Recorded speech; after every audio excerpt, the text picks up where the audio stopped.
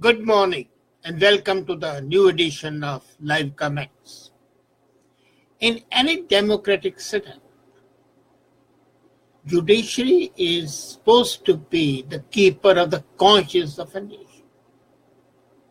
It ensures that the parliamentarians do not pass a law that impinges on the special or the basic features of the Constitution. It does not in any way act which is detrimental to the fundamental rights of the people. And it also ensures that the executive does not arrogate unto itself dictatorial attitudes that can be harmful to the people. As a matter of fact, the judges are supposed to be immune to all political and social pressure. They are like Olympian gods, sitting high up, watching the world, correcting it whenever the need arises. And that is why they are the keepers of the conscience of a nation. But are they really so? I've seen that British judges have been always marked by a rectitude that is missing in many of the places. Indian judiciary, by and large, has been a hallmark of brilliance, of honesty, and upkeeper of the highest morality. Judges in USA have been motivated by their political concerns, especially since they are political appointees, although presumably they are supposed to be non-partisan. And that is why the judges appointed by Obama administration are thwarting all actions of Trump, whether right or wrong. Now let's come to India. What happened in India a few days back was horrifying, unprecedented, and I hope unrepeatable incidents. 4 senior judges gave a press conference against the Chief Justice. And Chief Justice is not first among the equals. He is the Chief Justice. But what was the provocation for this most unethical, unwanted behavior of the judges? Their plea is that the Chief Justice is following a policy where he is giving the major cases to the junior judges. And they also allege that he has affiliation with the central government. But did they declare their own political affiliation? One of the 4 judges is son of a former food processing industry minister in the Congress government who was later on Chief Minister of Assam. Naturally, and all these 4 judges were appointed as judges in the years 2012 and 2013 by the Congress government. And they have very clear ties up with the Congress, one being a son of a former Chief Minister as well. So how can a pot call the kettle black? Secondly, the concept they raised of the senior judges and the junior judges is shocking. There are no classes of judges. Once you are appointed a judge of a Supreme Court, you are Justice of the Supreme Court. The judges are not divided into a hierarchy of the senior and the junior judges. like an air flight marking first class, business class, and kettle class. How did they differentiate these judges, senior and junior? How do they think? They judge according to his age or according to the date of the appointment. And as a matter of fact, the judicial language used by the judges smacks of partisanship. They say that in case they do not protest now, 20 years later, they would be accused of betraying their country. 20 years. How did this magic number of 20 years emerge? Is there something that they have been planning for a long time? Are they the soothsayers and the astrologers who say that 20 years is the time end of the world? A message was to the Chief Justice condemning him of partisan allotment of key cases to the junior judges. As I already said, the concept of the differentiation between the senior and the junior judges is constitutionally not there. So when a judge himself talks of something which is unconstitutional, is he fit to be the justice of the Supreme Court of India? Then let's have another flaw. They say that the Chief Justice has condemned or criticized the judge for not responding to a PIL or amicus curiae. As a matter of fact, PIL, when they were started, were a great instrument for giving justice to the people, and especially if I speak on those issues which executive might ignore. So there's nothing wrong with that. But one of the judges was so annoyed earlier, before this episode, that he fined the PIL maker because it was ridiculous. And we are aware that most of the PIL made are so ludicrous and ridiculous that they should not be entertained. They are for their personal glory of the litigants and not for the good of the people. Now, point arises, for something, even assuming, okay, let me play the devil's advocate. I assume the Chief Justice is wrong. I assume that he is partial to the party in power. But are the judges supposed to hold an open press conference and issue public letters? The best thing would have been to call the Attorney General and inform him of their resentment so that the Attorney General could talk to the government or to the President. The second option was they could have sought an appointment with the President of India and talked to him. They did not do so. And by making a public issue, they have denigrated the august office they are holding.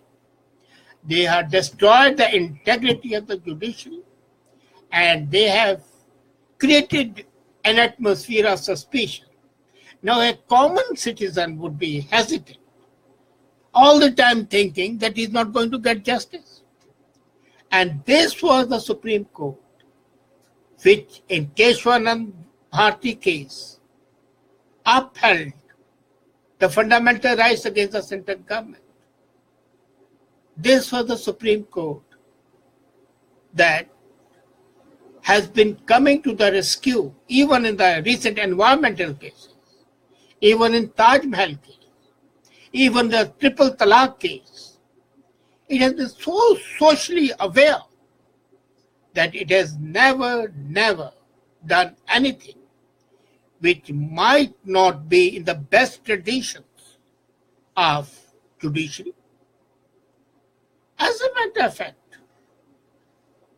the judges may decide the future of the future. I'm saying future of the future purposely, because the future of their self and future of the judiciary.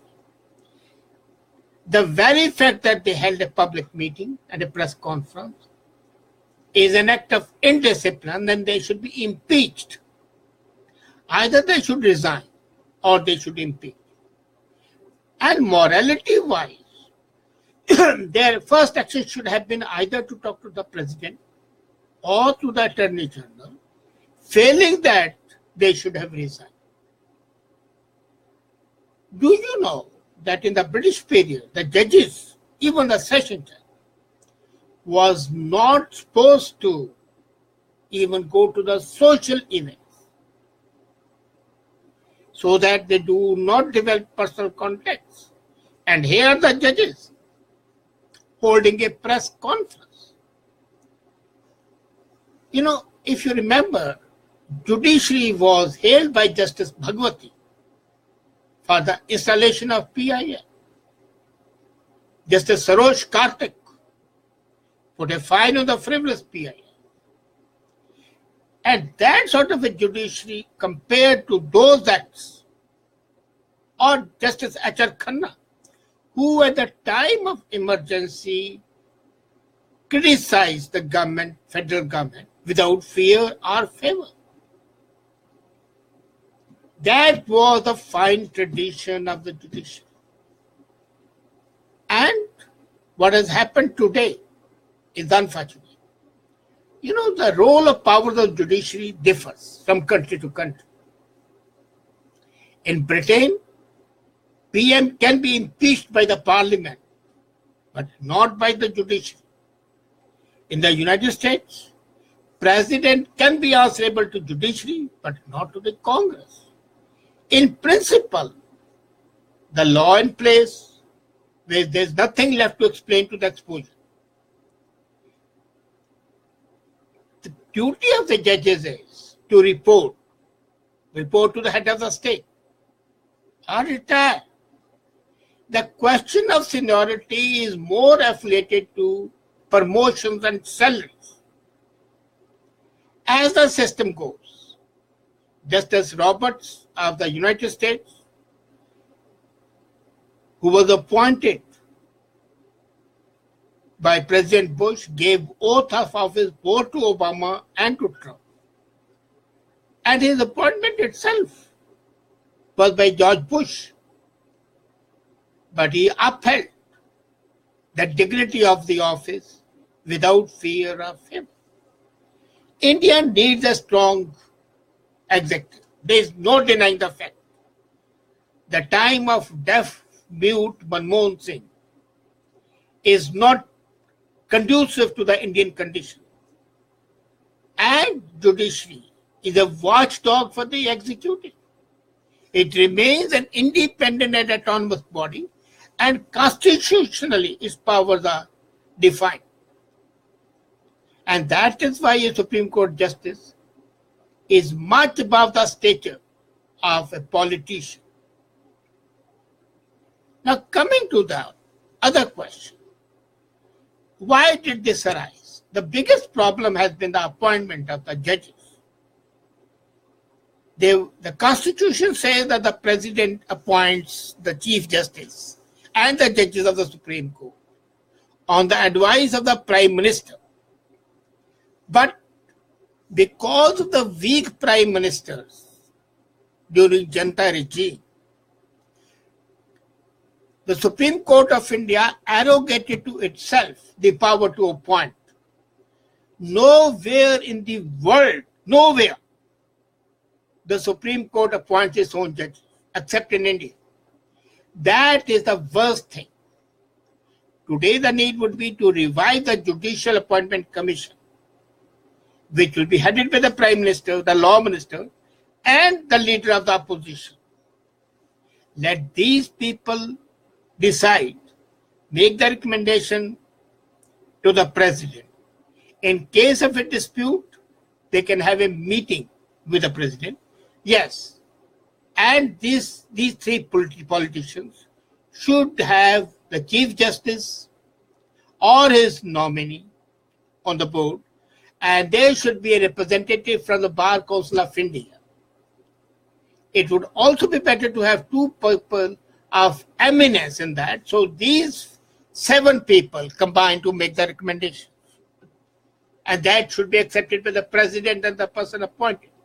But the present system of the collegium is absolutely no go.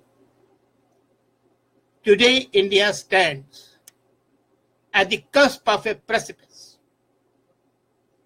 The judicial system that has been thought to be impregnable, that has been thought to be at the top, I'm not talking about the lower judicial, much honest, and was instrumental in keeping the executive in check, is in the process of implosion. It's going to destroy within itself. And that would happen until and unless strong remedial actions are taken today. Yeah, I'm reminded of Ghalib saying, Kaaba kis मुंह से जाओगे गालिब, शर्म तुमको मगर कहीं नहीं. How can you face Kaaba if you are shameless? These judges have been shameless. They have, and the Kaaba is the will of the people, the democratic people. Are we going to tolerate this insidious partisan attitude that is prejudicial to the rights of the people? Or would Supreme Court ensure that such ugly episodes are not repeated? The first action should, of course, be to demand the resignation of these 4 judges. And their resignation should not be because they have done something wrong, but so that nobody in future does something wrong. It's for the deterrence that these people have to be thrown out. And then the system of the appointment should change.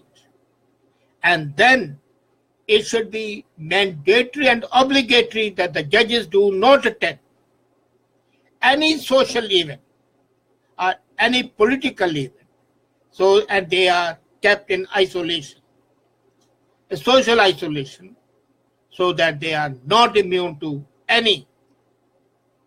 And another thing, it should also be obligatory that no judge of the Supreme Court or the High Court shall be given any office after retirement